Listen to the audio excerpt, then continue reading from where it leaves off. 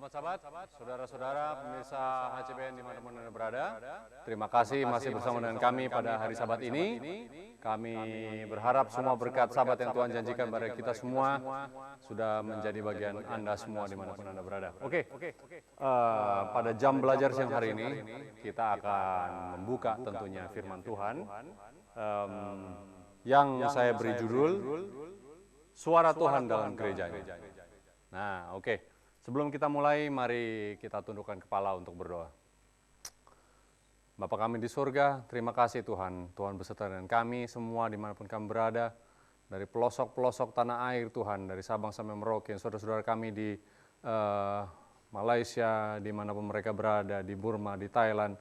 Bahkan dimanapun signal ini dapat didapatkan Tuhan, biarlah Roh Kudus juga bekerja melalui teknologi yang Tuhan percayakan pada kami ini Tuhan, menghantarkan kebenaran Tuhan, firman Tuhan, biarlah itu menjadi suatu kerinduan yang besar bagi semua umat-umat Tuhan untuk mengenal-Mu lebih lagi hari ini Tuhan. Beserta dengan kami di sini di studio Tuhan dan peralatan yang kami pakai, biarlah ini semua menjadi kemuliaan bagi nama-Mu, dalam nama Yesus kami berdoa mengucap syukur, amin. Oke, judul dari pembahasan kita adalah Suara Tuhan di dalam gerejanya. Untuk belajar topik hari ini, kita akan sebenarnya topik ini dibagi dua. Namun ada satu hal yang kita akan pelajari, yaitu mengenai untuk membukanya kita perlu mempelajari bait suci Tuhan. Oke, kalau kita sudah percaya dan membaca Alkitab dan belajar banyak mengenai bait suci di zaman Israel di padang gurun, kita tahu bahwa bait suci itu kalau kita lihat di Keluaran 25 ayat 9, Keluaran 25 ayat 9 mengatakan demikian. Oke. Menurut segala apa yang ku tunjukkan, ya Tuhan ini berbicara kepada Musa. Tuhan berbicara kepada Musa, katanya, menurut segala apa yang kutunjukkan kepadamu sebagai contoh kemah suci, apa itu kemah suci? Ya, bait suci itu. Dan sebagai contoh segala perabotannya, demikianlah harus kamu membuatnya. Background, latar belakang dari pembicaraan kita hari ini.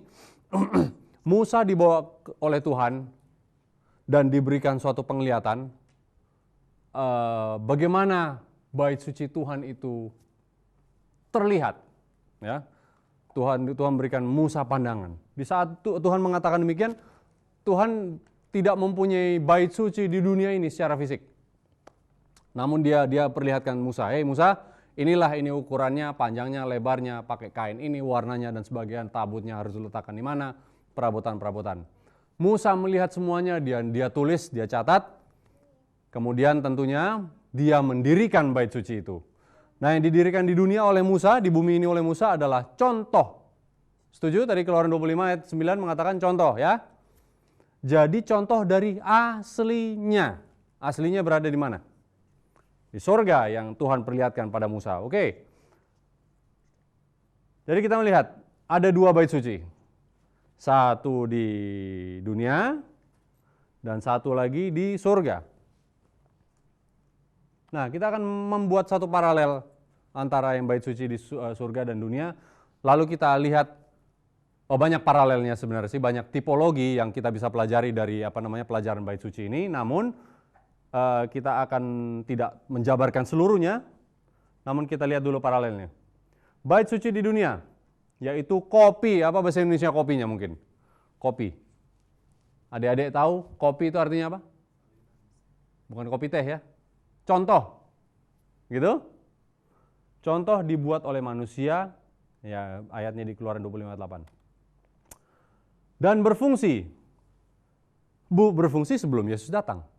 Di saat Yesus disalibkan, di dalam Matius dikatakan apa? Tirai itu terbelah dua, artinya manusia bisa langsung kepada Tuhan. Fungsi bait suci di dunia itu sudah tidak ada lagi.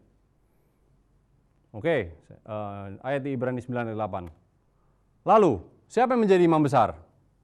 Harun, dan tentunya dengan umat orang-orang Lewi menjadi perantara, menjadi imam besar bagi Israel. Lalu Harun memimpin Israel melalui perintah langsung dari Tuhan.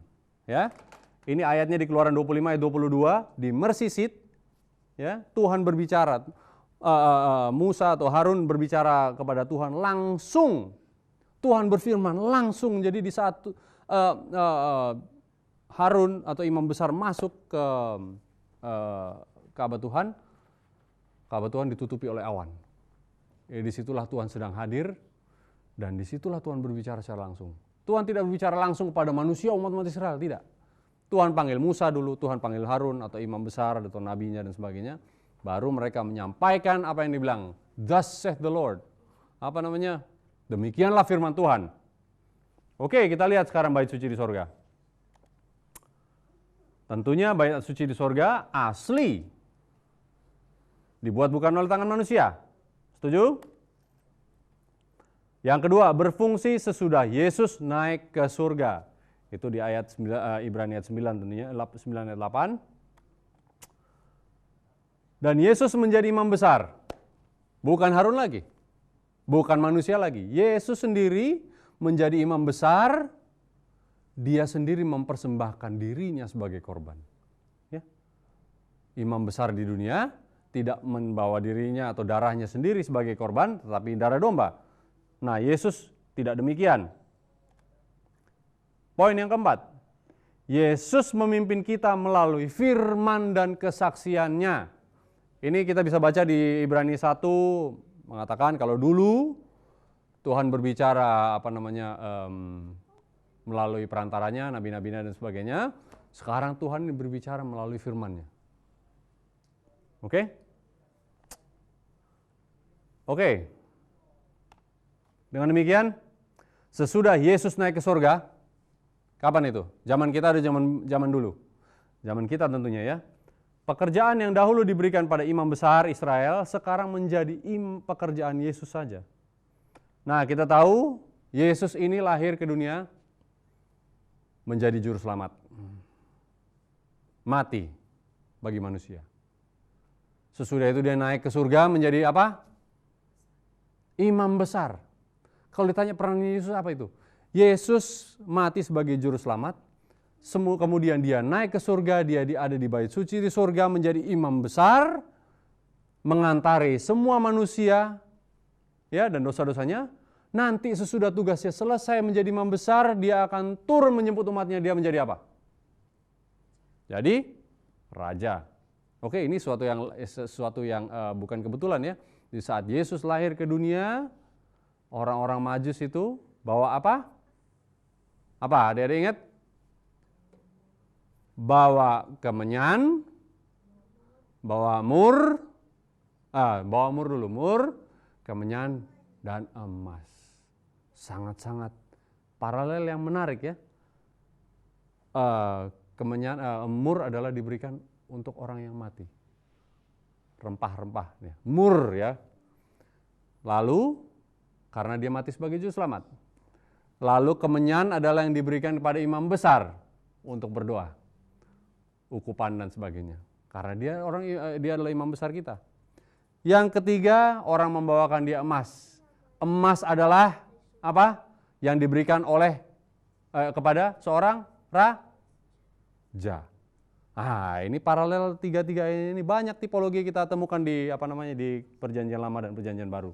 Kita tidak akan mengulas secara lengkap.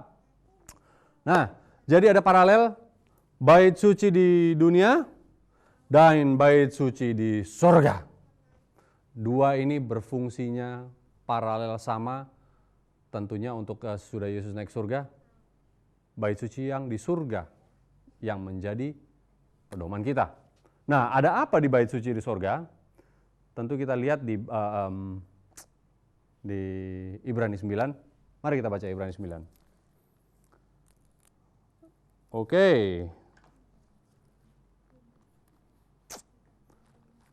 Nah, ini adalah bait suci sesuai yang dilihat siapa? Siapa yang menulis buku Ibrani? Siapa yang menulis buku Ibrani adalah Paulus. Ibrani 9 ayat 4. Paulus lihat lalu ditulis, di situ terdapat mezbah pembakaran ukupan dari emas, tabut perjanjian yang seluruh disalut dengan emas, Di dalam tabut perjanjian itu, di dalam tabut perjanjian itu tersimpan buli-buli emas berisi mana dan tongkat Harun. Jadi buli-buli mana dan tongkat Harun ada di mana? Di dalam. Ya. Baik, oke, buli-buli mana? Oh, tongkat Harun. Nah, namun kalau kita dilihat Bilangan 17 ayat 10, oke, kita ringkaskan saja demi waktu. Tongkat Harun adanya dulu di mana? Tuhan yang perintahkan, letakkan tongkat Harun itu di luar perjanjian, di tabut perjanjian, di hadapannya. Di hadapan tabut perjanjian. Oke? Bersama apa di luar tabut perjanjian? Bersama hukum Taurat Musa. Ulangan 31-26. Lalu apa lagi? Apa artinya? Nah, kenapa tongkat Harun ini? Ada dua benda tadi di dalam tabut perjanjian yang dilihat Paulus ya. Buli-buli mana dan tongkat Harun. Nah, kita membahas tongkat Harun. Mungkin buli-buli mana ini berkaitan dengan pertarakan. Ya, mungkin kita akan bahas selanjutnya. Tapi tongkat Harun ini sangat penting kita pelajari hari ini. Nah, tongkat Harun ini dulunya ada di luar, di perjanjian di perjanjian lama, di Bait Suci orang Israel.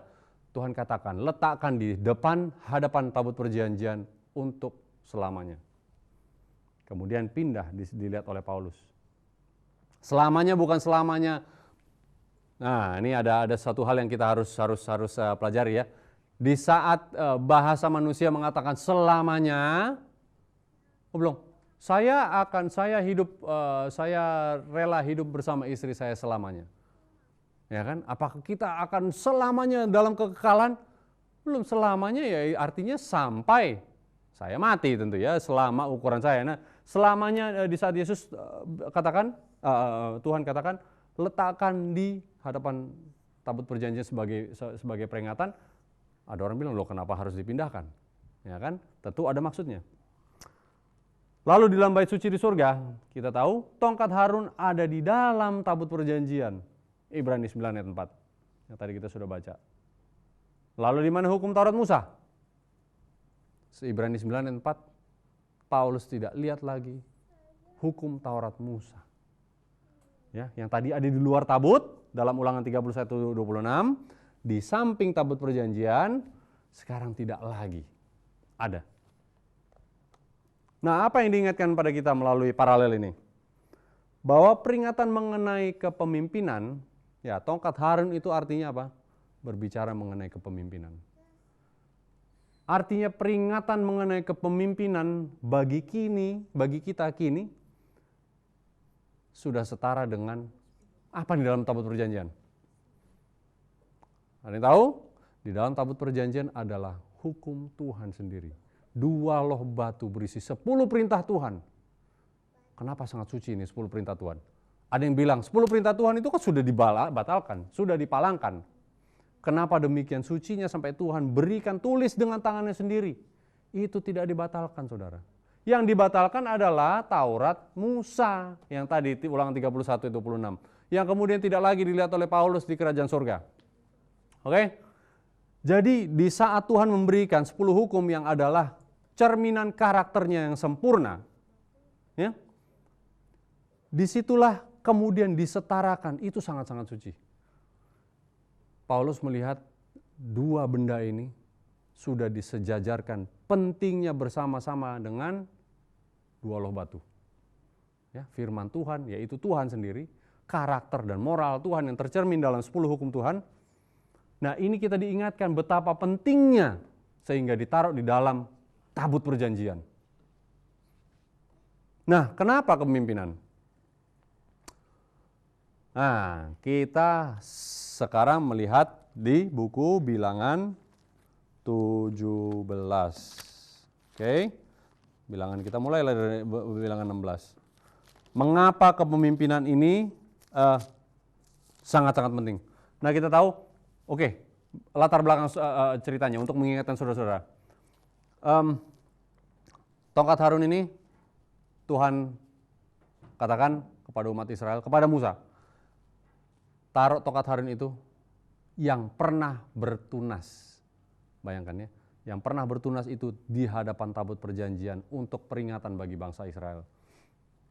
Nah, kenapa? Kita mundur dulu ke perjanjian lama. Pernah ada suatu pemberontakan yang dipimpin oleh Korah, Datan, dan Abiram. Ya. Lalu ini mempertanyakan kepemimpinan. Ya, kita akan bahas. Menanyakan kepemimpinan, apakah kepemimpinan itu milik Musa atau milik Korah, Datan, dan Abiram. Nah, sesudah Tuhan membuktikan, kita akan bahas. Tuhan katakan bahwa itu 12 suku Israel, panggil masing-masing suku, taruh di depan kemahnya tongkat pemimpin mereka. Jadi dari suku Ruben, suku Zebulun, Isakar, dan sebagainya, taruh, letakkan tongkat di sini. Kita tunggu besok apa tongkatnya siapa yang Tuhan pilih untuk memimpin. Tongkat itulah, tongkat dari suku itulah yang bertunas. Wah, ini tongkat ya, saudara pernah lihat tongkat ini dari kayu ya. Ini mungkin tongkat ini kakinya kalau kita letakkan mungkin nggak berbunga lagi. Tidak mungkin. Tetapi inilah yang Tuhan memiliki keajaiban untuk berbicara kepada umat-umatnya, membuktikan bahwa tongkat siapa yang bertunas, dia tongkat dari dialah yang Tuhan pilih untuk menjadi pemimpin. Tentu kita tahu tongkat siapa yang bertunas? Tongkat Harun sendiri. Yang lainnya tidak. Tongkat tersebutlah yang Tuhan bilang taruh di hadapan di hadapan tabut perjanjian untuk menjadi peringatan. Jadi sesudah pemberontakan itu Tuhan tutup lagi ya ribut-ribut masalah kepemimpinan karena Tuhan bilang sudah jangan pertanyakan lagi kepemimpinan. Tuhan yang memilih Harun untuk memimpin. Ya, nah kita lihat di bilangan kita lihat dari bilangan 16. Oke. Korah bin Yizar dari ayat 1. Bin Kehat bin Lewi. Waduh, jadi ini anaknya siapa ini? Korah. Korah adalah orang Lewi. Beserta Datan dan Abiram, anak-anak Eliab dan On bin Pelet. Ketiganya adalah orang Ruben. Korah pemimpinnya adalah orang Lewi. Datan dan Abiram dan On, bertiga, cuma yang disebut sering adalah Datan dan Abiram. Mereka bertiga ini adalah orang-orang Ruben. Mereka ini bersama 250 orang Israel memimpin umat-umat itu, yaitu orang yang dipilih oleh rapat. Semuanya adalah orang-orang kenamaan. Jadi orang-orang yang dipilih rapat itu orang penting atau enggak? Orang yang dipercayai oleh masyarakat atau bukan? Tentunya ya. Orang yang dipilih oleh rapat. Jadi bukan memilih diri sendiri lalu nggak ada yang milih. Nah, tetapi orang-orang ini adalah orang-orang penting. Nah, kenapa orang Lewi dan orang Ruben? Saudara, dua-dua hal ini mengingatkan kita bahwa orang Lewi adalah orang yang memimpin upacara-upacara keagamaan. Orang-orang yang Tuhan khususkan untuk menjalankan tugas-tugas upacara keimamatan. Dan Ruben adalah anak yang paling tua.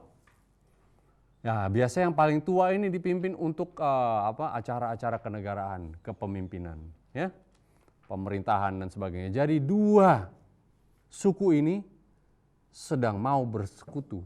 Orang yang memimpin upacara-upacara dan orang-orang yang memimpin pemerintahan. Di saat itu bersatu, apa yang mereka katakan? Mereka melihat begini, Musa memimpin umat Israel perjalanannya yang mesti 40 hari jadi 40 tahun, saudara.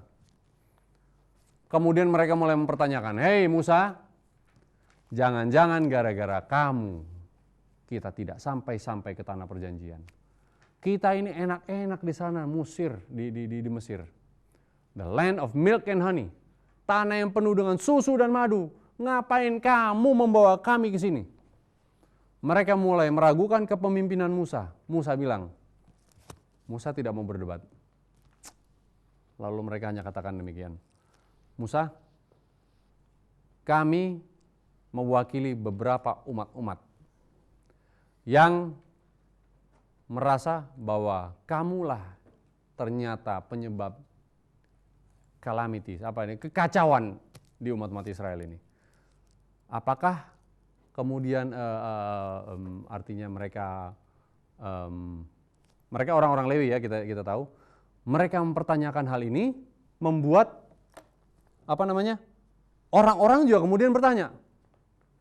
Nah, ada suatu tulisan menarik di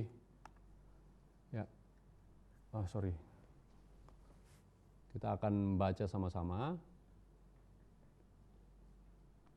Oke, sebentar.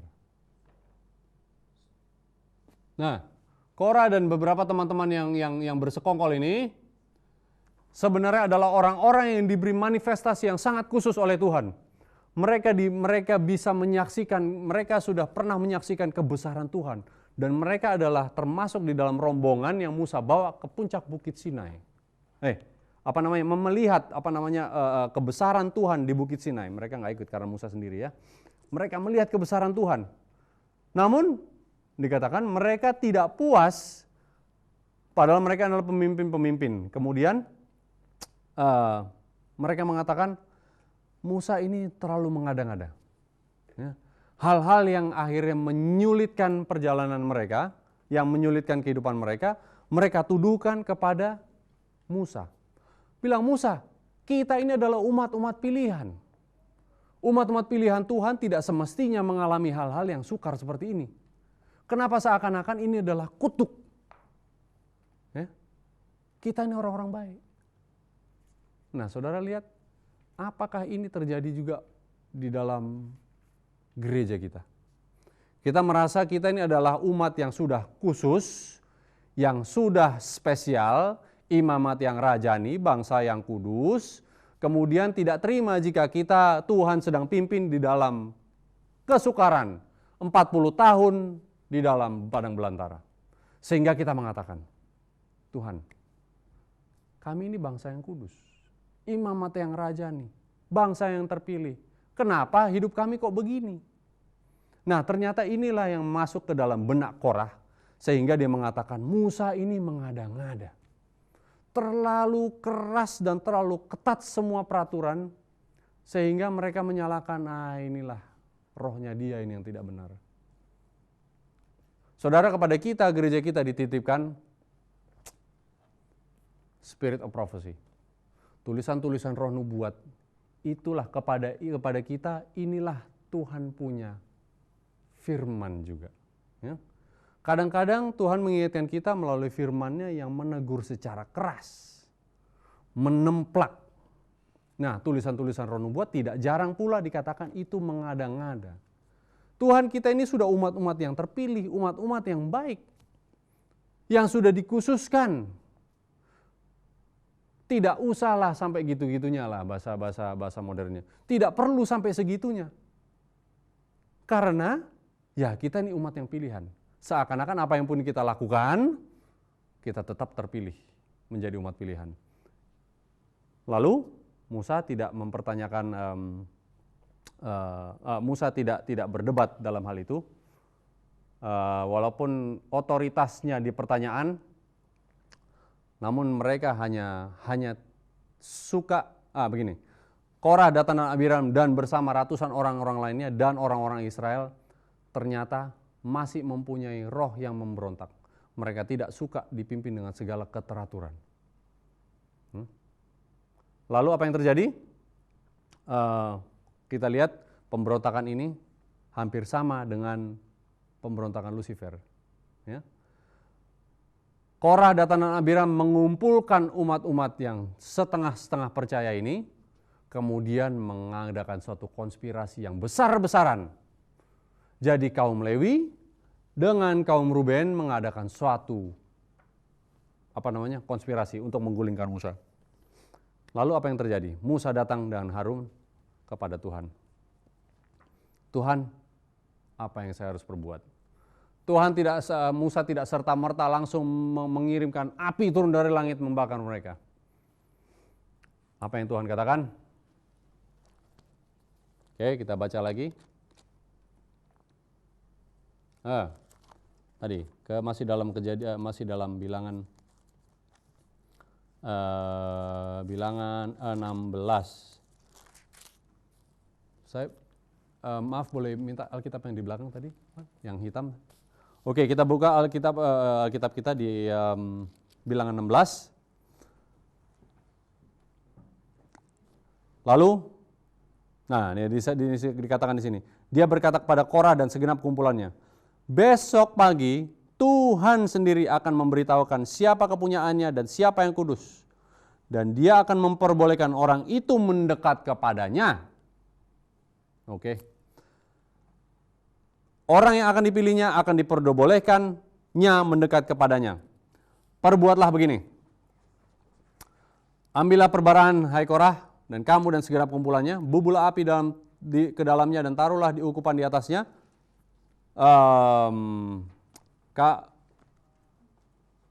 Di hadapan Tuhan pada esok hari, dan orang yang dipilih Tuhan dialah orang kudus. Cukuplah itu, hai orang-orang Lewi. Lalu, bentar ya. Nah, Bilangan 17. Maaf saya tukar tadi. Nah, bukan yang ini juga Alkitabnya. Oke.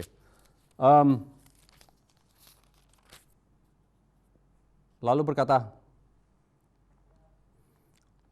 lalu Musa katakan kepada orang-orang Israel, Tuhan sendiri akan membuktikan. Di saat Musa mendatangi Tuhan dan Tuhan berkata kepada Harun, hei Harun dan Musa, bawa orang-orang Israel, jauhkanlah diri mereka daripada kumpulan orang-orang itu, karena aku akan membinasakan mereka. Aku akan membinasakan mereka. Dengan cara apa? Lalu Musa katakan, Tuhan, apa karena satu orang Tuhan akan membinasakan orang begitu banyak? Ini adalah suatu peringatan bagi kita, karena satu orang mempunyai pemberontakan, dia dan semua kaumnya dan keluarganya akan binasa. Lalu Tuhan memanggil orang Israel lalu berkata, bilang, kamu orang-orang Israel, jauhkanlah dirimu dari kemah Korah, Datan, dan Abiram, karena Tuhan akan membinasakan mereka. Lalu mereka mulai bertanya-tanya. Mereka sudah mulai menjauh, mereka mau melihat apakah benar yang perkataan Musa. Lalu Musa katakan, biarlah kalau mereka orang-orang ini yang memberontak ini, mereka mati secara wajar katanya. Artinya Tuhan tidak mengutus aku. Namun apabila bumi terbelah, menelan orang-orang ini, ketahuilah bahwa ini Tuhan punya maksud. Lalu apa yang terjadi saudara-saudara? Kita tahu bahwa yang dikatakan Musa itulah terjadi. Korah, Datan, dan Abiram beserta 250 orang yang mengikutnya kemudian binasa. Bumi terbelah, mereka masuk, anak dan istri dan serta ternaknya semua ditelan bumi. Lalu mereka langsung gentar, umat-umat Israel gentar. Wah, apakah kami semua akan gentar? Lalu Tuhan mengatakan, Tuhan berfirman kepada Musa, kemudian hari berikutnya, pemberontakan ini tidak berhenti di sini saja. Tuhan masih akan menghanguskan, membinasakan orang-orang yang masih setengah-setengah bertanya-tanya. Apakah ini benar maksud Tuhan? Ataukah ini hanya Musa saja? Nah, kita tahu hari berikutnya, Tuhan mengirimkan tulah. Dia berfirman kepada Musa, lalu Musa katakan Harun, nyalakan itu ukupan, pergilah ke jemaat orang-orang Israel karena Tuhan sedang menurunkan tulahnya. Jadi orang-orang yang masih bimbang dan sebagainya, Tuhan mengirim tulah dan mereka yang masih bertanya, hei Musa, apakah yang membinasakan mereka? Apakah segitu jahatnya kamu? Apakah sebegitu berdosanya orang-orang ini? Lawang ini orang-orang Lewi. Orang-orang yang sudah dikhususkan untuk maksud-maksud pekerjaan Tuhan yang baik. Kenapa kamu binasakan? Lalu apa yang terjadi? 14.700 orang hari itu binasa karena tulah. Nah, jadi dalam cerita ini saudara-saudara, kita diingatkan betapa pentingnya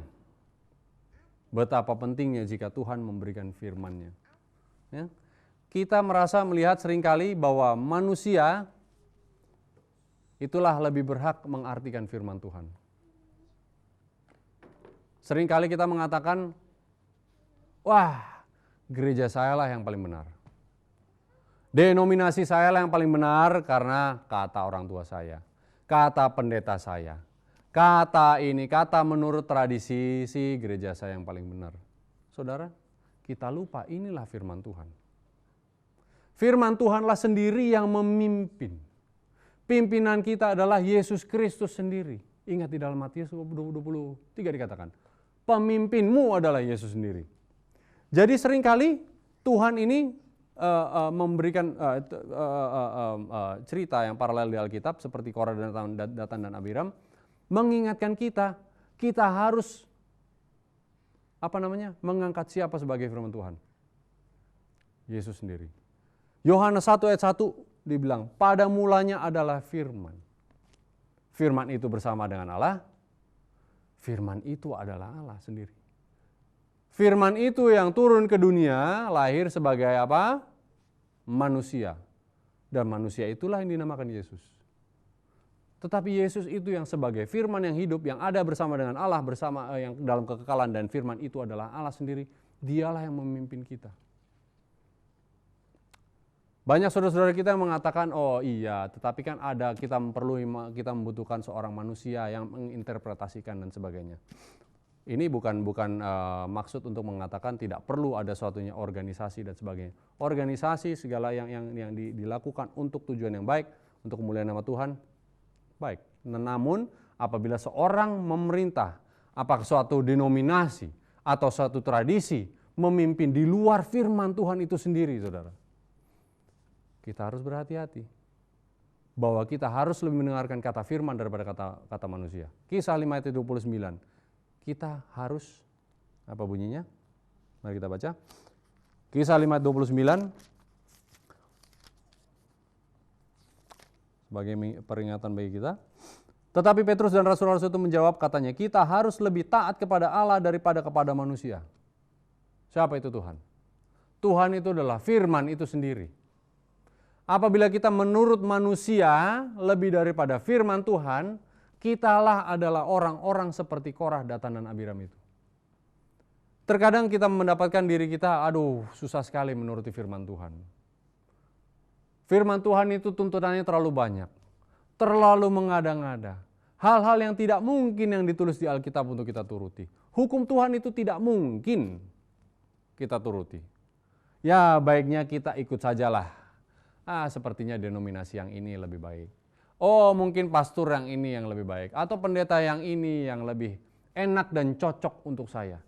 Sehingga kita menomorduakan Alkitab di bawah manusia. Nah, oke. Mana ini bunyinya ini? Oke.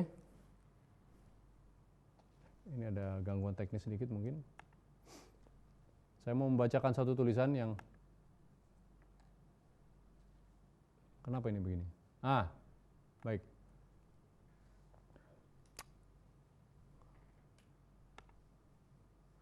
Oke. Mengapa hal ini sangat penting? Mengapa pemberontakan Korah, Datan dan Abiram ini sangat penting untuk kita ingat? Tentunya ya, hal-hal ini selalu terjadi, terulang. Tuhan memiliki tipologi di dalam Alkitab yang selalu terulang. Pengkhotbah itu ayat 9 mengatakan tidak ada sesuatu yang baru di bawah matahari, semuanya akan terulang-ulang terus sampai kedatangan Yesus. Ini dikatakan sangat penting bagi kita karena Tuhan mengizinkan hal ini terjadi untuk menunjukkan kita semua bahwa sangat-sangat mudah umat-umat Tuhan itu di-mislead. Apa itu bahasa ini mislead? Disesatkan lah ya kalau lebih singkatnya. Dan di saat mereka bergantung kepada kata-kata manusia, yaitu apa kata-kata manusia? Tradisi, adat, kata orang tua, kata pendeta, kata organisasi, kata denominasi ini dan sebagainya. Saudara, tidak ada semua itu yang menyelamatkan, hanya Yesus saja melalui firman-Nya. Jika seorang bergantung lebih kepada kata-kata manusia daripada mencari firman itu sendiri, ya, inilah kesesatan itu dimulai. Jadi saudara-saudara, kita harus selalu kembali kepada firman. Karena apa tadi ayat Yohanes 1 ayat 1? Firman itu adalah Tuhan, firman itu bersama dengan Allah, dan firman itu sendiri adalah Allah. Dan manusia senang di dalam bukunya Patriarchs and Prophets halaman 398 kita diingatkan, manusia sering mengambil alih, berebut dipandang dalam kepemimpinan umat-umat Tuhan. Ini adalah kesimpulannya. Manusia juga senang dipimpin oleh manusia lain yang membenarkan diri mereka yang penuh dosa. Artinya apa? Di saat kita mengatakan firman Tuhan, oh tulisan-tulisan roh nubuat itu mengada-ngada. Itu terlalu too much. Bagaimana? Itu terlalu sukar. Terlalu membesar-besarkan. Kenapa dikatakan, kenapa orang-orang ini kenapa keselamatan itu seakan-akan dipersulit oleh firman Tuhan sendiri? Kenapa roh nubuat itu mempersulit sih perjalanan kita ke surga? Itulah yang dikatakan oleh Korah terhadap Musa. Nah, sejak zaman Kristus bahkan banyak manusia mengaku pengikutnya yang mengambil warisannya, yaitu gereja Tuhan untuk dikuasai.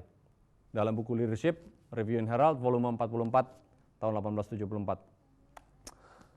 Dan pemberontakan seperti Korah ini terjadi dan terjadi dan terjadi lagi setiap kali. Oke? Kenapa demikian? Kita lihat buktinya. Nah, ini adalah satu fakta sejarah. Kita melihat begitu banyak pergerakan-pergerakan. Ya. Di tahun 300-an Masehi muncullah gereja Roman Catholic Church. Kemudian tahun 1400-an Waldensia muncul. Perkumpulan Huss, Lutheran yang menjadi bapak orang Protestan, Calvin.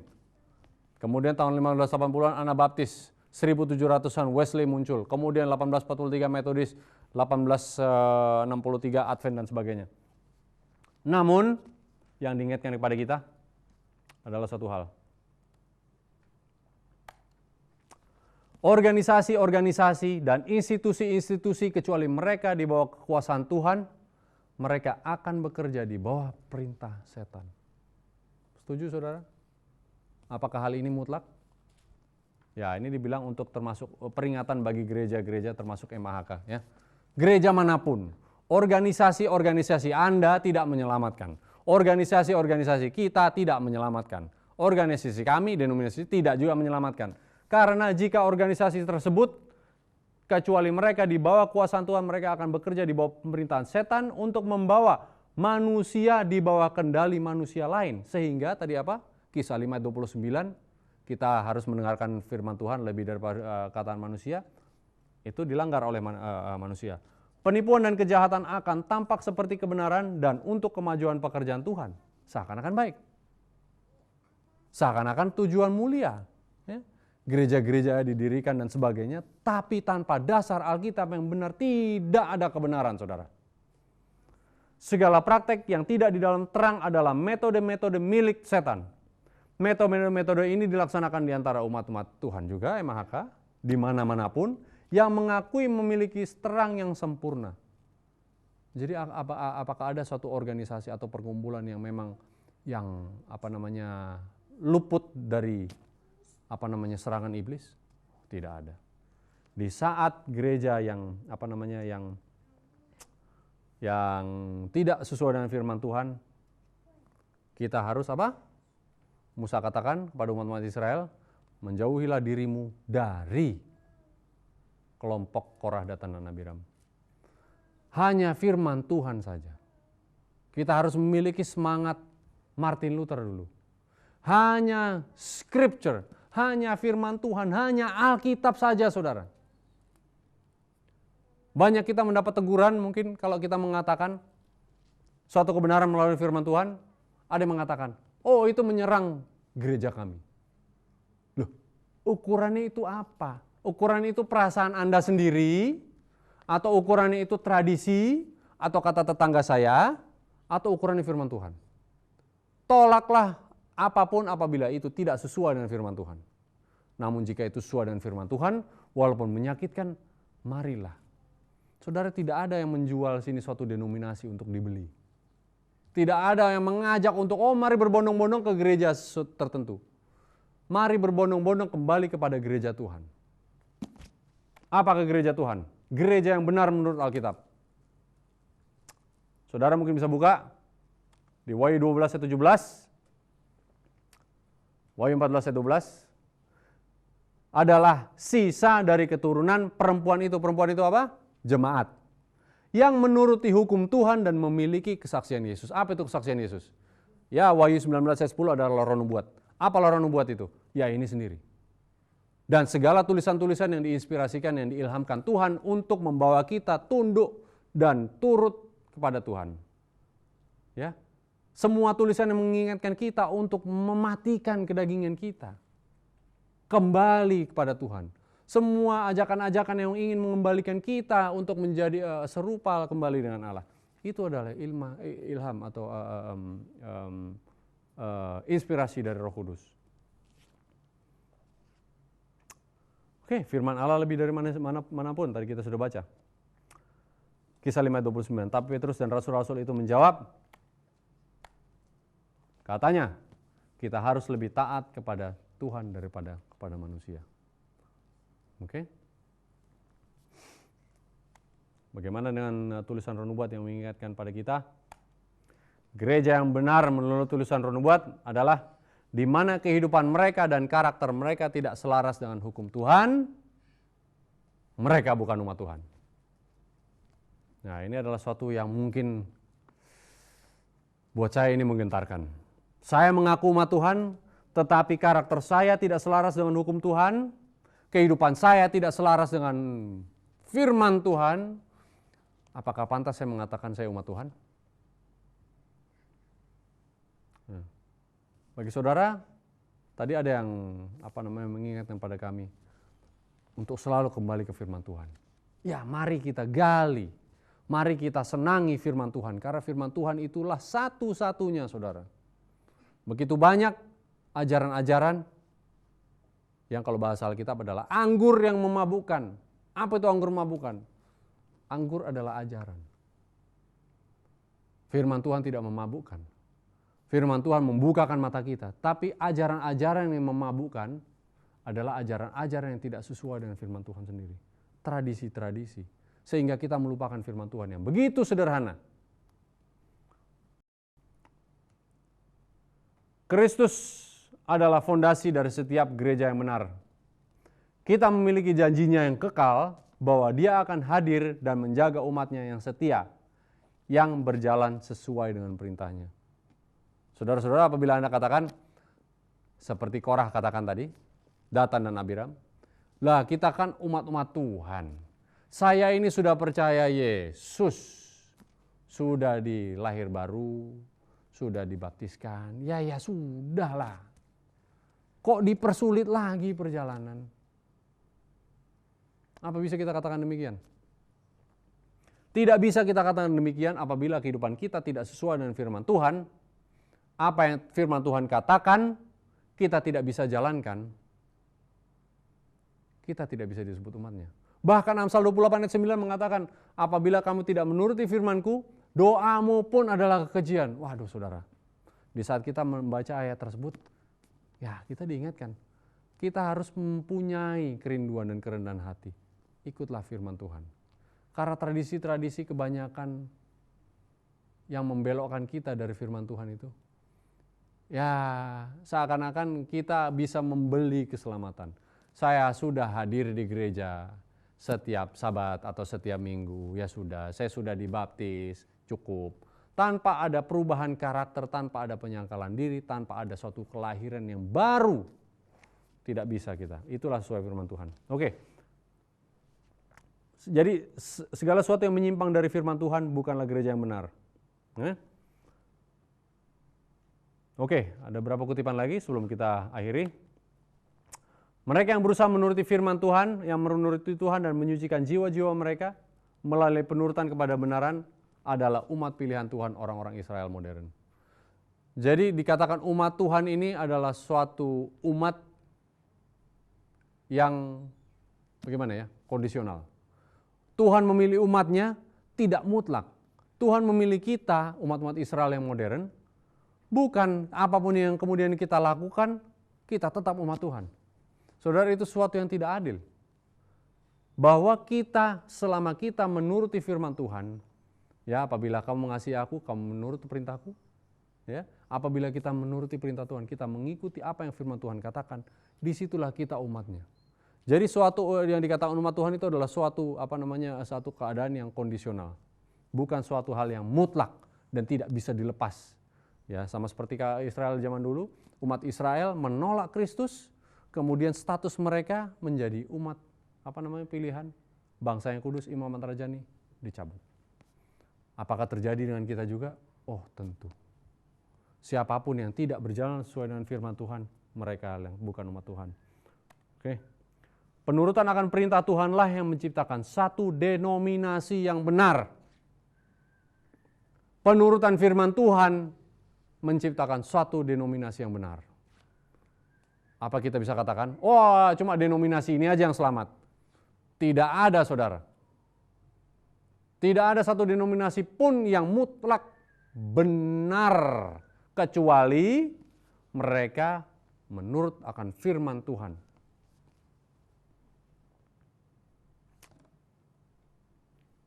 Bagaimana di manuskrip rilis 19 halaman 52? Di saat kita putuskan untuk mengikut Tuhan, kita menjadi suatu denominasi. Kitalah denominasi. Ya, Anda dimanapun Anda berada, di dalam denominasi yang manapun, kalau kita menuruti firman Tuhan yang sesungguhnya, tentu kita harus menerima Yesus Kristus melalui baptisan. Nah, baptisan mana yang mengingatkan saya kembali kepada ada yang bertanya tadi, baptisan yang mana yang benar? Baca di Matius 20 ayat 22. Jangan baca di Alkitab LAI karena artinya lain. Baca di Alkitab King James, atau kalau saudara punya di Indonesia Literal Translation, ada satu kalimat yang dihapus di sini, itulah baptisan yang benar. Yaitu baptisan yang mana Kristus dibaptiskan. Bagaimana caranya? Anda selidiki sendiri dengan diselamkan dalam air. Oke.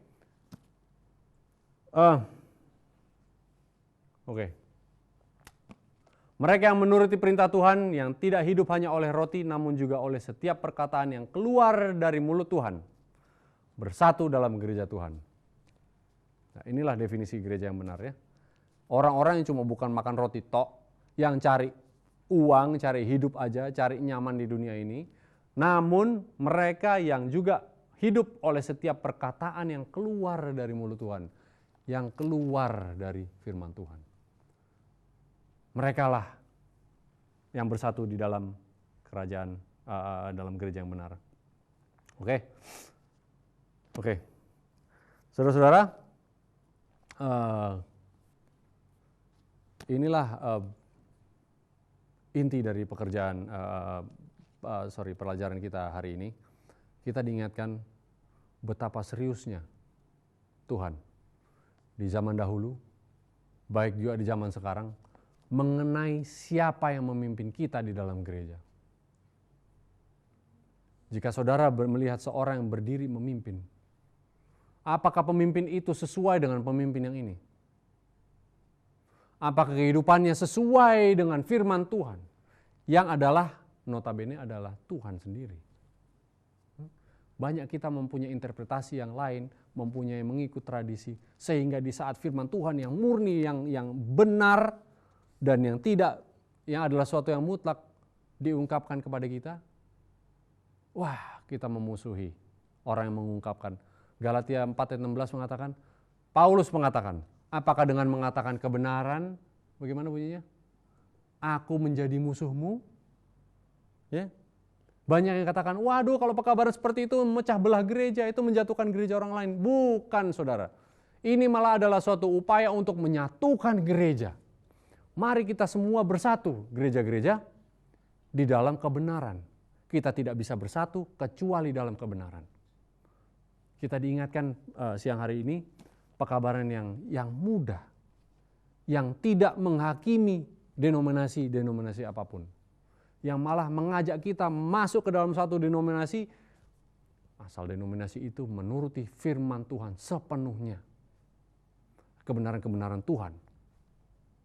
Nah, saudara, dimanapun Anda berada, dalam gereja manapun Anda berada, semua kita sudah diberkati oleh firman Tuhan. Semua bisa dengan mudah mendapatkan Alkitab ini. Walaupun Alkitab ini banyak upaya-upaya iblis pun melemahkan firman Tuhan, untuk saya itu malahan ajakan bagi saya untuk mendalami. Apa sih yang diserang iblis? Kalau yang diserang iblis adalah hal yang sebenarnya malah harus kita gali. Harus kita cari. Hal-hal yang tidak disukai oleh iblis, biarlah itu menjadi kesenangan kita. Iblis tidak suka firman Tuhan. Biarlah itu menjadi kesenangan kita semua. Bagi saya pribadi, bagi Anda semua yang ada di studio, dan Anda semua pemirsa televisi dimanapun Anda berada, hari ini mari kita doakan kita kembali kepada firman, pakai itu sebagai pemimpin kita yang benar. Kisah 5 ayat 29. Dengarkan kata firman lebih dari kata manusia. Inilah doa dan harapan saya. Mari kita tutup dengan doa. Oke, mari kita bertelut.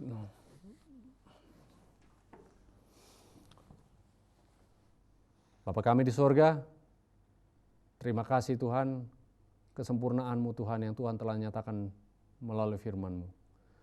Firman-Mu itu adalah wujud dari Engkau sendiri Tuhan, yang mudah kami mengerti, yang bisa kami terima, yang bisa menuntun kami ke dalam kebenaran, mengingatkan kami akan kesalahan-kesalahan kami, menjelaskan apa rencana Tuhan yang dahsyat bagi kami semua Tuhan, yaitu rencana keselamatan yang Tuhan berikan melalui Yesus Kristus. Tuhan, terima kasih Tuhan, karena kami adalah manusia yang bodoh ini tetap memiliki firman yang sempurna. Dan kesempurnaan Tuhan bisa menjadi bagian kami Tuhan apabila kami mintanya dengan kerendahan hati. Tuhan, kami mendoakan semua masing-masing kami dan semua pemirsa dimanapun mereka berada.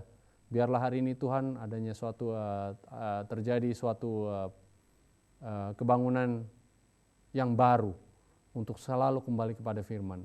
Menguji segala sesuatu dengan firman.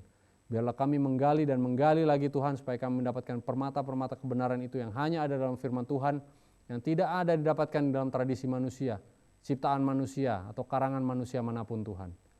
Biarlah kami pemirsa dimanapun mereka berada, semua kami Tuhan memiliki kerinduan itu dan Tuhan membalaskan semua itu dan bukakan mata kami Tuhan, berikan kecintaan kami kepada firman Tuhan. Terima kasih Tuhan kesempatan yang indah untuk belajar dan mengingatkan kami siang hari ini. Biarlah Tuhan beserta dengan kami sepanjang hari Sabat ini, berikan kami kebahagiaan, damai Sabat yang sejahtera, menyertai kami dimanapun kami berada. Terpujilah nama-Mu Tuhan, hari ini sampai selamanya. Dalam nama Yesus kami berdoa mengucap syukur. Amin.